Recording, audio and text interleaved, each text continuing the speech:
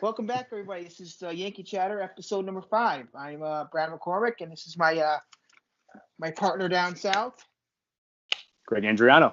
There we go. There's Greg Andriano. So we got a couple of housekeeping things here first. So he's usually the tech guy, but I'm going to take a whack at this. I know we're on iTunes. Search Yankee Chatter. Twitter. My personal Twitter handle is at BradderChatter1. And Greg, I know you're doing your own now. So what's yours? It's Greg Andriano 05. All right, so he's gonna do his own personal one in there, and then we got the new website now that he did. Greg, you can take over that. I don't know what the website is. You go ahead. Well, I'll post the link in the description below because it's we don't have our own domain name yet, so it'll be there. But check it out; it's brand new. Got some bells and whistles on there, but all of our content is in one place, so everything's easy to find. We're making it easier for all of you. Because I think most people are more like me than more like Greg, and we're very simple-minded. We like to just see things and have it be there for us. So we're doing this for you, and I hope it gives a good response. Yeah, there's a lot going on up here. So we're also on all the social media sites. So we got Facebook, Instagram, Twitter. So you can get a lot of information on what's going on in the baseball world, plus our thoughts about things. So if you can't listen to us one day, at least check it out. We'll probably be talking about something on there and connect with us.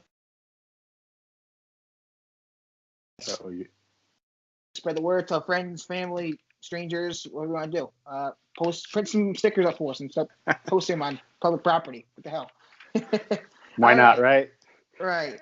All right, so this is episode number 5 installment here, where it's basically going to do some gossip talk here because it's spring training isn't quite here yet, so not too much happening, and we're gonna go right to Aaron Judge, who was at the Super Bowl, and TMZ, everyone's favorite news outlet out there, who always seems to get those controversial quotes from people. They interviewed Aaron Judge, and Judge has some interesting comments about Bryce Harper, basically saying he's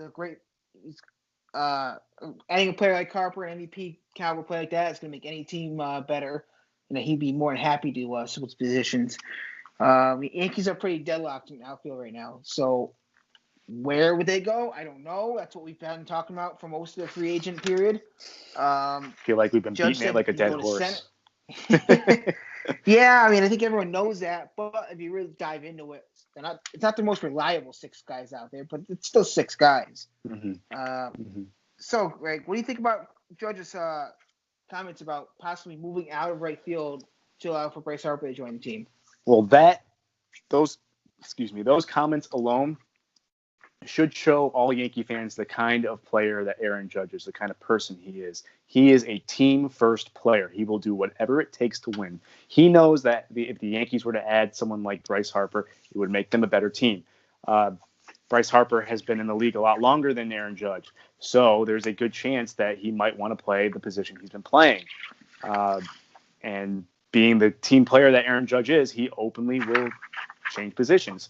Probably not going to happen because the numbers show that Aaron Judge is the better defensive player than Bryce Harper. But, it's a smart move on his part, makes him look good, makes it interesting for Bryce Harper. If the Yankees were to ever offer him a contract, they probably won't, but it's a different conversation. But, he's a smart guy. He learned from Derek Jeter. He knows the right thing to say and the right time to say it. Right, and I think Aaron Judge actually he's like Jeter, but he's also willing to add that little bit of charisma to his answers. If Jeter was asked this question at the Super Bowl, he would have said, I think ownership's doing a good job putting the team together. I think we got a solid team, blah, blah, blah. He would have spun off like that. Judge wasn't afraid to say, you know what, we got a good team, but adding him would make us even better, and I'll do whatever I have to take, whatever I have to do to make it work. I think, it just goes to show what kind of player Aaron Judge is. And I think he's already well respected around the league because he's so player friendly. He's never said a bad word about any player.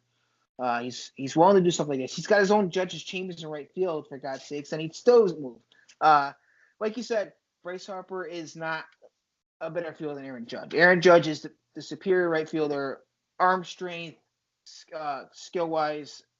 He's got to have more speed. I have to assume. Although Judge said, I think Judge said Harper has more speed, right? He did. He did, but I don't know. Judge has 10-foot long legs, so I find it hard to Yeah, believe. he's the second base in 2 strides. All right, that's like Right. 60 for the normal person. I think what will realistically happen if Bryce Harper did become a Yankee, which I don't think will, but if it did, I think Bryce Harper would go to left field. And the reason why I think he'd be okay with that is because his agent has already said that he was open to play first base. So if he's okay with playing first base, I don't see why he wouldn't be opposed to playing left. Left field would actually help the Yankees because Brett Gardner's there, but he's not an everyday player anymore. I think they're looking right now at platooning him with 4 other guys. I guess if you want to include Ellsbury, Hicks, and Frazier, if Frazier makes the team, which I think he will this year. But Gardner's not an everyday guy. Ellsbury, we'll get into that at another time, but he's just not reliable. And Frazier, you don't know what's going to happen. So while you have 6 guys, you actually do have a question mark in left field. And I think that's where Bryce Harper would go, if you ask me. Mm-hmm. Now, that brings up an interesting dilemma, though. If they were to sign him and put him in left field, what do you do with Stan? I mean, there's a whole domino effect with signing a player like Bryce Harper. You now have an extra outfielder that you have to find playing time for. And then, what do you do with those guys that are lower down on the totem pole? Clint Frazier probably won't be on the team if Bryce Harper is signed, or he's traded, or one of these other guys are traded. I mean, we ran into a problem last season where there were a lot of injuries in the outfield. So we ended up starting guys like Shane Robinson in right field, which, if these guys are willing to take a cut back in play time to make this work and be depth, then that's great. But you got Ellsbury off the bench at $22 million. That's a lot of money to spend on a bench spot. So, I don't see it happening. And no, I don't see it happening. Or I don't see these guys sticking around. It's got to be one or the other.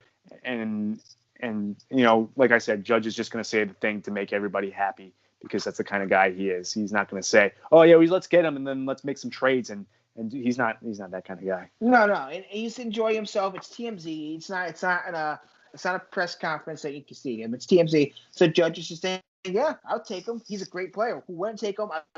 I'd move." He's just doing the answer that you'd expect him to say, and it's the easy answer. It's what all Yankee fans want to hear. It's what everyone wants to hear, but it's just realistically probably not happening. No.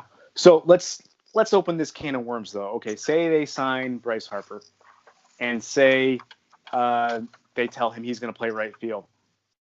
So you move Judge to where? If Bryce was to play right field, I think Judge would go to left. Judge did play left. Did he play left last year a little bit? Or was he just strictly right field when he was in the game? I think he was only the right fielder. He was left field in the All-Star game. He played left field in the All-Star. Yeah, he did play one game last year in left field. Say he's an all-star left fielder. That's great. Yeah. He also said he would play center field. And I remember last year in spring training, him kind of, saying, "I'll play center field." He played. Could he play center field though? You think? I think he played center field in college. I wouldn't be surprised if he could. He still moves pretty well. I wouldn't say 6 years from now he'd be playing center field, but for the time being, he could play. He could be in holdover for Florial if Florial ever amounts to anything, and then shift them around. But I just think the Yankees infield has always been a little shaky defensively. I just don't know. Just putting guys in different positions in the outfield would make any better because I think that would just kill the defense as a whole. I mean, I don't know. I personally don't see Judge out there running around making great plays in center field, but that's just me. Mm-hmm. Well, one way to find out is put him out there in spring training and see what he can do. I would be interested to see what he's capable of. I mean, that would make some decisions a lot easier. But then again, you got Aaron Hicks who plays center field. What are you going to do with him? This is his last year of his contract. He's a free agent next year. I say put him on the trade block. Put him up. I would. We've talked about this. There. I mean, even since Aaron Hicks came over, I was never 100% sold on the guy. I still am not. He had a great year last year. Don't get me wrong. He hit a lot of home runs, and he became pretty reliable. But that's one season. I want to see him do it year, and he's gotten better each year. But at the same time, I'm still not. I don't know. Maybe it's just me. I don't feel like he fits on this team in the chemistry. Maybe I'm just misreading everything. But it's just you don't get that feel from Hicks that he is the center fielder of the New York Yankees, and it's a pretty prestigious position. He went, going all the way up to Bernie Williams. It's just great players in center field, and then you don't see Hicks as that guy. No, and batting them lead off. I never was 100% on that, but that's another thing. And then you got he's a good leadoff hitter because he sees a lot of pitches. That's he has a good eye. That's where him and Gardner are kind of similar, is they see a lot of pitches. The last couple of years I've never really been into having Gardner as the leadoff guy either, because he sees a lot of pitches, but he still bats 250, 260. He doesn't hit for average like you want your leadoff guy to do. He gets on base at a good clip, but imagine if he hit for average too. So who's your leadoff guy then?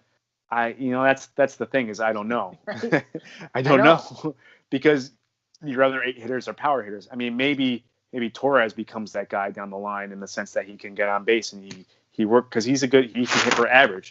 He could hit for average in a couple of years. He's only 22 years old, so he's got a lot of room to grow. He's not speedy in the sense that a typical leadoff guy is like Gardner, but even Gardner, he doesn't steal many bases anymore.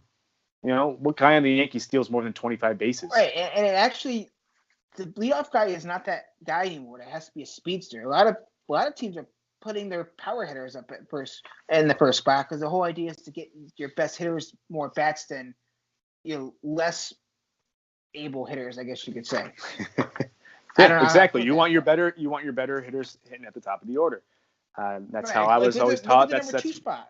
The number 2 spot in lineups used to be the guy that can bunt or was a contactor to get that guy out from first over. Now it's Aaron Judge, your best hitter. I was always taught that your best hitter was your number 3 hitter and your best power hitter is your number 4 hitter. And the two guys, that's what we grew up with. And then the number 1 and number 2 spot are the guys that get on base before them. But things change. That's part of the game now. I mean, we just talked about it in our last episode how the game's changing. This is another aspect of the game that's changing. With that said, you still got a couple other guys on this roster that don't really fit in. You don't know how they're going to fit in. Ellsbury's one of them. Clint Frazier's another one. It's hard for a team to carry 6 outfielders. Yeah, it is. A lot of outfielders. It is. And 3 the spots Yankees, and 1 DH spot. And none of them can really play infield. And you already got 2 first basemen on the roster right now that are going to battle it out for that starting position. So, you can't throw one of them there. And then if you make Stanton the full-time DH, you can't DH any of your other guys. That's a lot of money to be paying a guy that just DHs too. Exactly. So Stanton, and Stanton's another guy that gets lost in the wind here. He's actually a good fielder. He is. He's so underrated in that position. He's just not as good as Aaron Judge, and that's why Aaron Judge got the right fielding position. And Gardner's a really good left fielder. But if Gardner weren't on the team anymore, I don't see why you couldn't make Stanton your everyday left fielder. No, I wouldn't be opposed to that at all. Mm-hmm. But then again, last year. But the problem is we're talking about signing someone like Harper. How does that all mix together? And it's just a big domino effect. You're going to have to move the other players around, trade them or whatever, which would be bad. Wouldn't be bad if you could get something from them. But players like Ellsbury, with his just injury history, you're not going to get much in return. Frazier hasn't really proven himself quite yet, so he's kind of that. He was a prospect, but he's not an everyday or even a role player yet. So you don't know what you're going to get from these guys. So it doesn't fit. There's not room for him. But there's also the other part of me that says, why would we let Ellsbury, Frazier, and Gardner hold us back from getting a guy like Bryce Harper? It's hard. That's a hard pill to swallow. And you're absolutely right. So you make that move, you sign Bryce Harper, and then you make a trade, and you move one of these guys. You have to. You do what you got to do. There's no chance that you can have all these guys on the same roster. No chance. No, it's just it won't work out. So following Aaron Judge's comments, Aaron Boone was asked, what he thought about that, and he was quoted as saying that was just Judgy having some fun at the Super Bowl. Judgy would. I hate that nickname. Would do a lot of things for the team. Girardi did that too, and that drove me crazy. Yeah. But Judgy would do a lot of things for this team. But I don't know. I think that was just probably pressed in the corner at the Super Bowl, and he gave a good answer. But I don't think we're going to have to worry about it. And then he kind of suggested that the Yankees were done making moves. Now, is that Boone just being a manager and kind of quieting the fires and drawing attention away from the team while they're making moves in the background, or is he right and the Yankees are done making moves? I don't feel like he's in on those conversations, so I don't know why he would have a place to have a say in that comment. I agree. I think that his comments about Judge were right. Why he made those comments were right. That's just him, giving a good answer. But then you have the second part of that says they're done making moves. I don't know if Boone knows enough to be able to make a comment like that, because I don't even think that Cashman really knows for sure if they're done yet, honestly. Mm-hmm. Yeah. It depends on what falls into their lap. Right. Just like Giancarlo Stanton did last year. You just don't know. And the other thing is if I'm the Yankees, I'm not saying, oh yeah, we're going to go sign Harper. Oh yeah, we're going to go sign Machado, because then you're letting everyone know in the world that you're in on them, and then that's going to start a bidding war. So they're playing it right. They're playing it cool. And I think that's something that, the front office tells Boone to say in those situations. Yeah, I think we're pretty excited about our team that we have now, because what if they don't get those players and you just went out and said, oh yeah, we're going to get Bryce Harper? That makes Aaron Boone look bad. Yeah, absolutely. So with that said, another hot topic that we discussed in the previous episode was the Yankees possibly signing Nolan Arenado or trading for Nolan Arenado before his contract is up. And there's a rumor out there right now that Colorado is on the verge of extending Arenado, which would essentially take the Yankees out of that. So does that mean they turn their attention back to Machado? Now, there have been rumors saying that the Yankees have checked in on him since their meeting, but now I'm hearing that there might not be accurate. Who knows? What do you think on this whole situation? Well, I've said all along, I do believe the Yankees are going to keep checking in on Machado. Why wouldn't you? It's basically spring training time, and he's not signed yet, so you don't know what the market has come back down to. So why wouldn't you keep checking and taking tabs of him? The Arenado thing, I don't know if that has as much of an effect on Machado as people would like to believe. Mm-hmm. I think if the Yankees want Machado, they're going to get him. If they don't if not really sold on him, regardless of what Arenado does, if not sure him, I don't think they sign him. Mm-hmm. It's just, I don't think it's solely based on Arenado. I agree with that. There's a rumor out there that the Yankees offered $220 million. $220 for 7 or 8 years. 7 or 8 years, yeah. Yeah, but now there's rumors saying that that's not true. This nonsense changes every single day, and it's getting old. And with spring training about to start, I just want to see these guys sign. At this point, I don't even care if they sign with the Yankees. I just want to see them sign so that everyone on Twitter talks about something else. But then, if he doesn't sign with the Yankees, then everyone's going to throw a fit saying, oh, he signed for this. Why couldn't the Yankees pony up the dough? It's just a never-ending cycle. No one's ever satisfied. And you know what? I say those people right now in Vegas, the betting line, the Yankees are the favorites to win the World Series. So, and that's without one of these two guys. Mm-hmm. So stop whining about these two guys. I can't stand it. They're a good team. They don't need them. But they're still the favorites. Mm-hmm. and I think we said this in the very first episode of Yankee Chatter. Signing these guys is not a necessity. It's a luxury. Right. And that's going to increase their odds to win the World Series, but it's no guarantee. And when you have a solid team like the Yankees already do have, then, I can see why they're not rushing to sign someone like this. They need them to fall into their laps. Just like Giancarlo Stanton, the Yankees were a great team before they traded for Stanton. And then he fell into their laps. They made the trade, and they became an even better team. And this is the same situation. It's just these guys are free agents instead. So, and two other things. One, the Yankees have spent the second most in free agency in the entire major leagues this offseason. People don't realize that because it's smaller moves and it's re-signing guys, but they spent, I think, it's over $140 million this postseason. I think are over. Only the Nationals are ahead of them.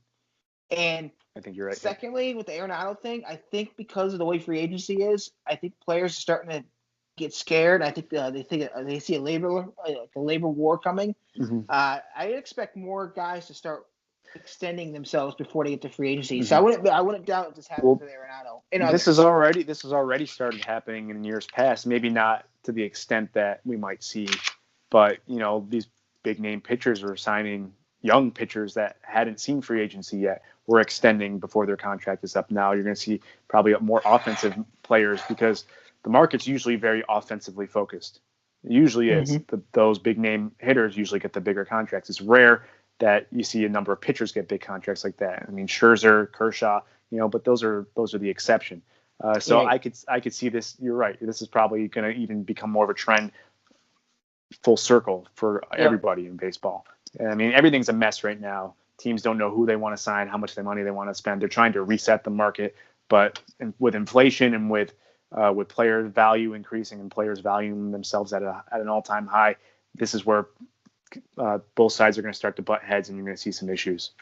Well, the problem is every team now has a giant TV contract, so every team now is getting so much more revenue than ever before. So, like, the players are saying, if we don't get it, we're doing all the work. If we don't get it, the owner's just going to pocket the money. So why shouldn't we ask for money? So I get that. I do get that. I do too. And it's just only a matter of time. We'll see. So, I mean, anything else you want to add to that? I mean, do you think? What do you think about the short-term deals? You think Harper or Machado end up taking a short-term deal? You think they're going to keep holding out? Harper has come out and said that he wants a long-term contract. He will not take a short-term deal. I can't say the same for Machado. I would think that maybe because of where we are in the offseason or now preseason, very soon, that might change and they might take a 2 or 3 year deal. I don't see why they couldn't do that. You got a very good Yankee team right now, and if they took a short-term deal, make that team even better, increase their odds and win a ring, and then move on, kind of what they do in basketball. Yep. Why not? Why not try that out? I mean, it's never really been done in baseball before. It could be something entirely new. Yeah, it's a lot harder to do that in baseball. That's why it's never happened. But if I'm those guys, do it. I mean, the season is so much longer in baseball. There's so much more risk of injury, and you want to make sure you're playing somewhere in 5 years. But I mean, if the market's going to be like this year after year, even if they go on strike or even if they try to change the agreement, you might have to get creative and take a higher annual average and play for less years and then move on. Right. Start betting on yourself is what they say. Just, like Manny Machado is 26 years old. Take a 3-year deal, win a World Series or 2 with the Yankees, and at 29, if you want to go get another contract, you can. You're still only 29 years old. I mean, this is only good for Machado or Harper because you go somewhere for 3 years, you put up the insane numbers that you're projected to put up, and then you're just increasing your value even more. I mean, there's the off chance that they get hurt, or their production goes down, and that could hurt them. But being that they're 26 years old and they're just entering the prime of their career, I don't see that happening. No. So with that said, that wraps that up. Yep. Take us home, Skip. All right. Well, that was episode 5. We talked about Machado and Harper and same old stuff as free agency. Not really much else going on. Thank you for listening again. We hope you're enjoying these little mini episodes we're doing. I really think that most people will enjoy this. Please connect with us on all the social media sites, on Twitter. Please let us know your thoughts. Let us know if we're good, if we're bad. Other people see that on Twitter, and then they'll connect and snowball from there, hopefully. Next episode coming up, we're going to talk about some spring training and the whole Johnny Cueto for Ellsbury contract. That should be coming to you in a couple of days. Dylan, thanks for listening. I'm Brad McCormick and Brad Chatter 1 on Twitter. And take it away, partner. I'm Greg Andriano. It's Greg Andriano05 on Twitter. Subscribe, check us out, let us know what you think, and thanks for watching. All right, thanks. Go Yanks. Go Yanks.